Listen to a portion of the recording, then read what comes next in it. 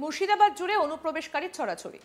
অবৈধ বাংলাদেশি অনুপ্রবেশকারীদের সমস্ত voter list অবশেষে অতিরিক্ত মুখ্য নির্বাচনী আধিকারিক জ্ঞানেশ ভারতী এবং রাজ্যের মুখ্য নির্বাচনী আধিকারিক মনোজ আগরওয়ালের হাতে তুলে দেওয়া হলো।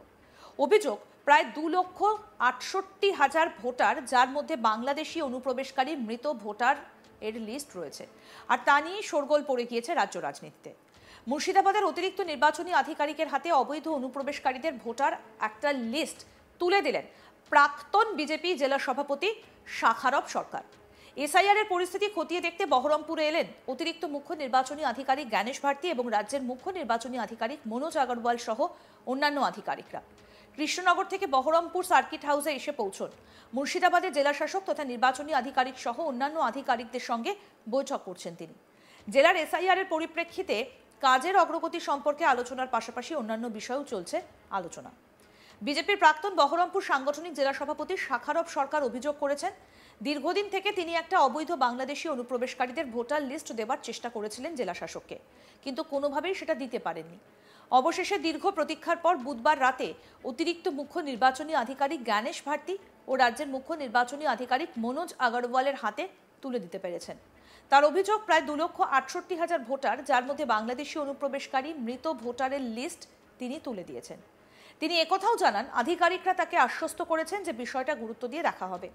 পাশাপাশি দীর্ঘ 4 থেকে 5 ঘন্টা জেলা আধিকারিকদের সঙ্গে নির্বাচনী আধিকারিকদের এই বিষয়ে পুঙ্খানুপুঙ্খ আলোচনা হয়েছে।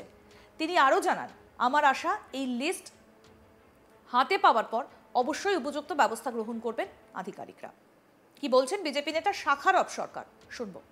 ডিএম অফিসে ডিএম কক্ষেই আজকে বৈঠক হয়েছে এবং এই বৈঠকে আমি আশা রাখবো যে এই জেলায় যারা যারা বাংলাদেশি অনুপ্রবেশকারী আছে তারাও পাশে দক্ষিণ 24 পরগনা, উত্তর 24 পরগনার মতোই এই জেলাতে গতকালকে থেকেই এই মুর্শিদাবাদ ছাড়া হবেন।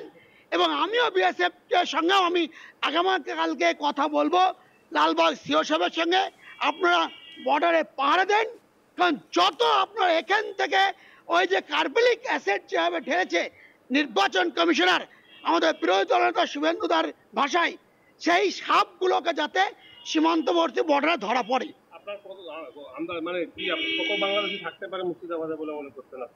আমার দৃঢ় বিশ্বাস, আমি যেভাবে আমি সাংগঠনিক তথ্য হিসাবে আমাদের মন্ডল সভাপতির কাছ থেকে কালেক্ট করেছি, আমি বিধানসভা ওয়াইজ আপনাদেরকে আমি এর আগেও তথ্য দিয়েছিলাম, প্রায় 2,68,000 মতো এই জেলায় অনুপ্রবেশকারী আছে।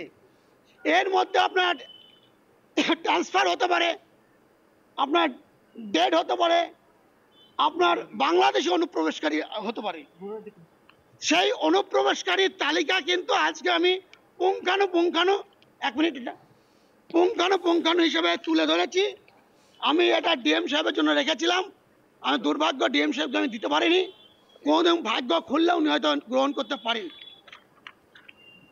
কোন কোন পার্টের কোন কোন বিধানসভার সিরিয়াল নম্বর কত, তাদের নাম কি, তাদের বাবার নাম কি, এবং তারা বাংলাদেশে কি নামে ছিল, এখানে তাদের কি নামে আছে, তাদের বাবার নাম কি হয়েছে, শ্বশুরকে বাবা সাজিয়েছে, তার ডিটেলস তালিকা করে আমি এখানে দিয়েছি। এবং আমার কথা আপনাদের বিশ্বাস নাও হতে পারে, কারণ বিজেপি।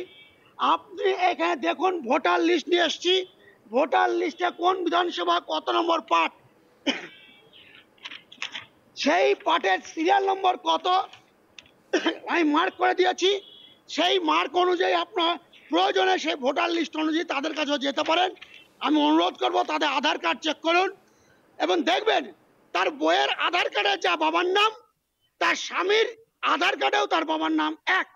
ভোটার লিস্ট আপনাকে একটা দেখাচ্ছি, এখানে একটা ভোটার লিস্ট আছে 1025, তার বাবার নামও যা, 281 পার্ট তার বউ, অর্থাৎ বইয়ের বাবার নামও তাই একই।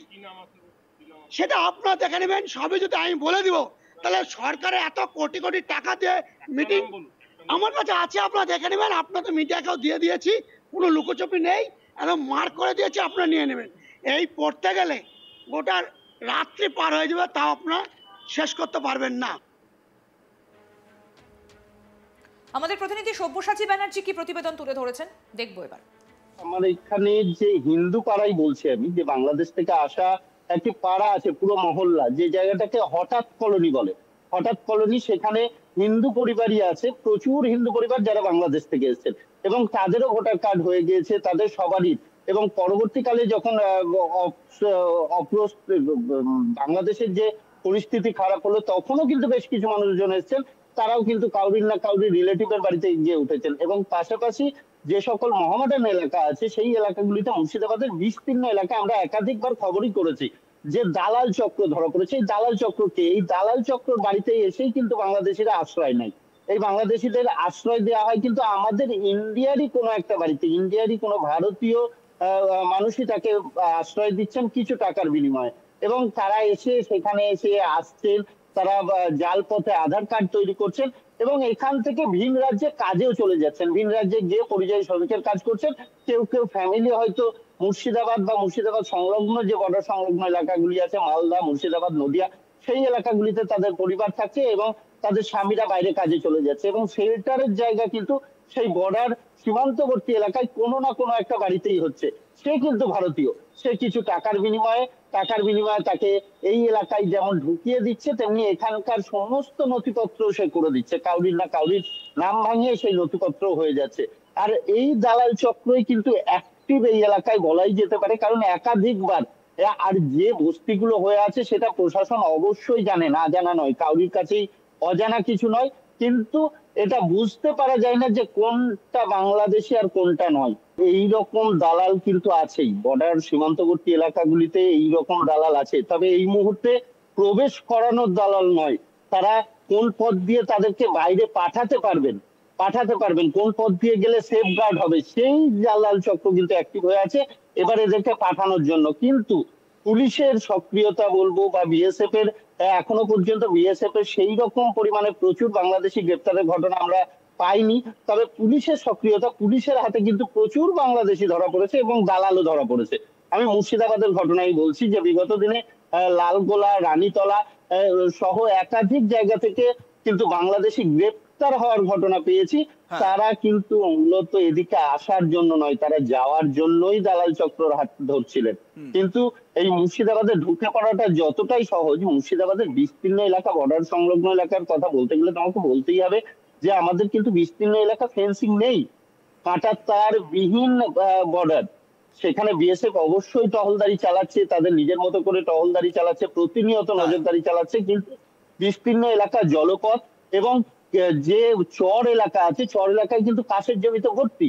কাজে দালাল চক্র যারা কাজ করে, তারা কিন্তু অতি সক্রিয়তার সাথে এই মানুষগুলোকে এপার থেকে ওপার এবং ওপার থেকে এপারে নিয়ে আসার একটা ব্যবস্থা করেই। আরো আপডেট পেতে দেখতে থাকুন আজ তাক বাংলা, সাবস্ক্রাইব করুন, নোটিফিকেশন পেতে বেল বাটন অপশন প্রেস করুন।